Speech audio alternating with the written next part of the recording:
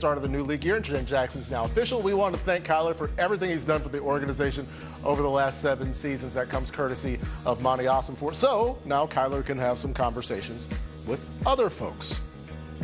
Also released at the quarterback position, Kirk Cousins gets a post-June 1 designation as the Atlanta Falcons were able to sign Tua Tagovailoa. They also have got Michael Penix Jr. coming back from his ACL reconstruction. So Kirk Cousins free to have those discussions as well. And one part of the news of yesterday involving Trey Hendrickson getting a 4-year deal could be worth up to $60 million guaranteed after the Crosby trade falls through. People speculated. We got some context and some explanation from Ravens general manager Eric DeCosta a couple hours ago. I think our relationship with agents and with other teams is really, really good. I understand the question. I think that GMs understand the importance of getting as much information as possible before making decisions. And I would say that most agents would say that myself, George, Nick, Mark Acevedo, Ozzie, Sashi, everybody that works with agents would say that we're a class organization that does business the right way, respectful, and willing to get deals done. Derek, I know you've had to make some tough conversations with players over the years. What was it like with Maxx when you had to inform him that you guys were going to have to move on? Yeah, you know, like you said, in this business you have a lot of tough conversations, right? It was tough. It's a guy that I really admire as a player. I mean, you've all watched him play, so you all know what he's like as a player, right?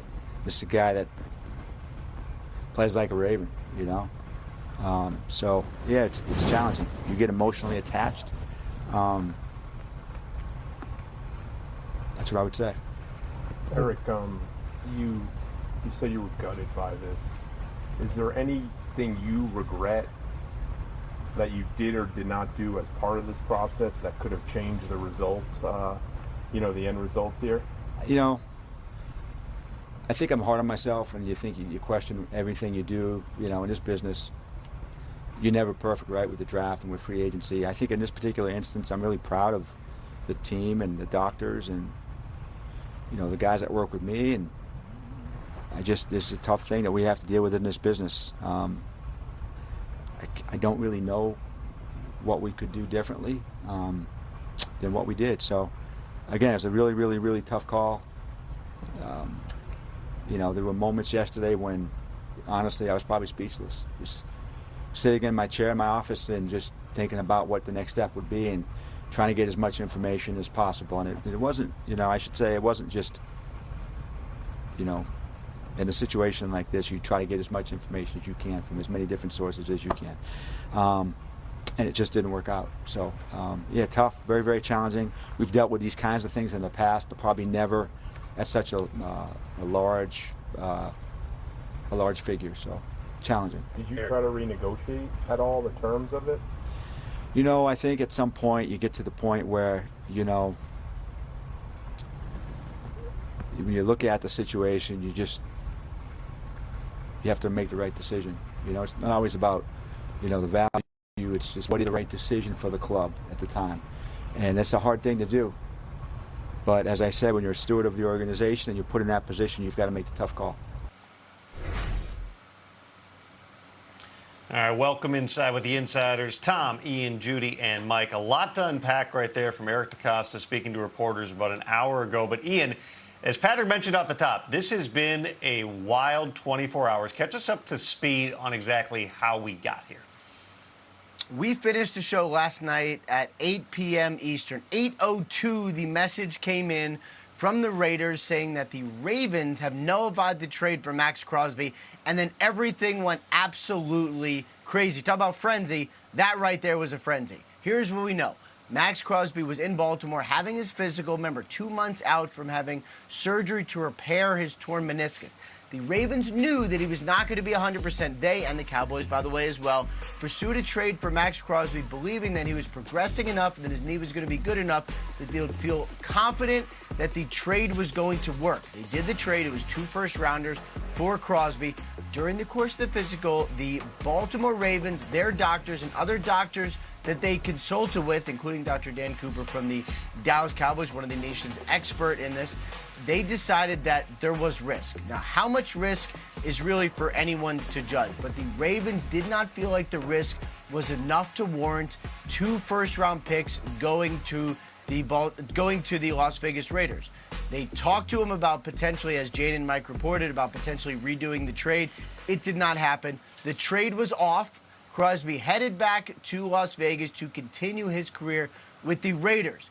And then this morning, Tom, when you and I were on Good Morning Football, the Ravens dove in head first in the edge market and signed Trey Hendrickson, the top edge available, to a 4-year, $112 million deal, $60 million guaranteed.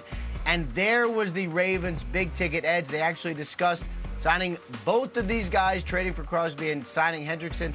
They end up only with Trey Hendrickson, which is a huge addition, but half of what they thought it would be. Well, that is one of the things we learned from Eric DeCosta in his meeting with reporters, is that the plan actually was to have both Maxx Crosby and Trey Hendrickson, getting the deal done with Crosby and then signing Trey Hendrickson. And then, of course, when the Crosby thing fell apart, they pivoted very quickly. They were able to pivot very quickly because that was already in their plans. Mostly what I took away, though, from Eric DeCosta was his tone, his bearing. Obviously, we have focused on the collapse of this trade. It is clear, whatever you think about how the Ravens handled it, the Ravens are devastated that this fell apart. Eric DeCosta looks personally devastated. He used words like gutted. He was speechless. He said sitting in his office, he was trying to think what they could do, what was going to be next. He said he doesn't think there was anything he could have done differently, that ultimately they were gathering as much information as they could, and he had to make the right decision for the franchise. But you could hear how difficult it was for him on a personal level, how difficult the conversation was that he had to have with Maxx Crosby. It sounded like his voice was about to break up. So there are a lot of people who are apparently mad at the Baltimore Ravens, and DeCosta addressed that as well. He was asked, do you think that this is going to affect your relationships with other teams, with agents, with players? And he said, well, it hasn't stopped my phone from ringing. So I do think that perhaps all of the people who say, whoa, they're not going to be able to do any deals with the Baltimore Ravens anymore, maybe overplaying it just a little bit. This is a business. They had to make a very, very difficult decision. And they are obviously, as much as the Raiders may be upset and Maxx Crosby is upset, the Ravens are pretty devastated that they didn't get the guy they wanted. Yeah, Judy, you know what? We hear this sometimes. I covered the Giants with Tom Coughlin back in the day, and I remember players were telling me, like, do you think free agents are going to want to come here? And I was like, ooh, that's a good thought. And then they had, like, the biggest free agency class in the history of the franchise the following spring. You want to know why? Because of money. Money! That's going to get people to go to the Baltimore Ravens in the future. It's not a question of all this. So I'm not worried about that part of things. I will say, though, the thought that something nefarious happened, look, in conversations with people in Baltimore last night into today, I think one thing's clear. They wanted Maxx Crosby. This is not a great ending for them.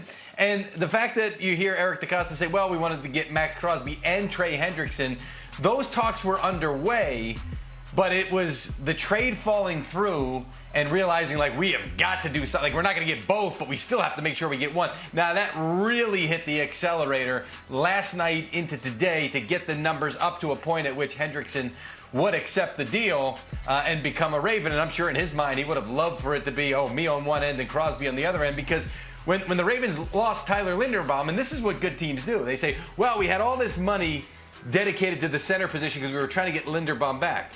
Well, you're not then just going to throw that money at another center. You're going to say, well, be more effective. Hey, how about we just make our pass rush dominant? You sort of saw it with the Eagles, adding Reek Woolen. Wasn't in their initial plans, but they were trying to retain Jalen Phillips. Now we can use that money elsewhere. That's what they tried to do on this one. But again, the deal falling through, the trade falling through, really made them hit the accelerator to finalize this deal with Hendrickson.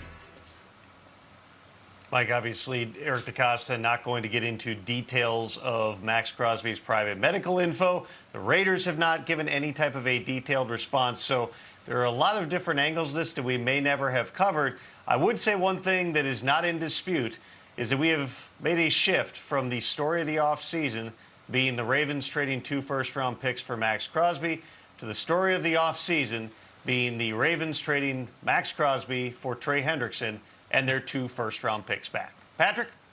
A lot to keep track of. Thank you to our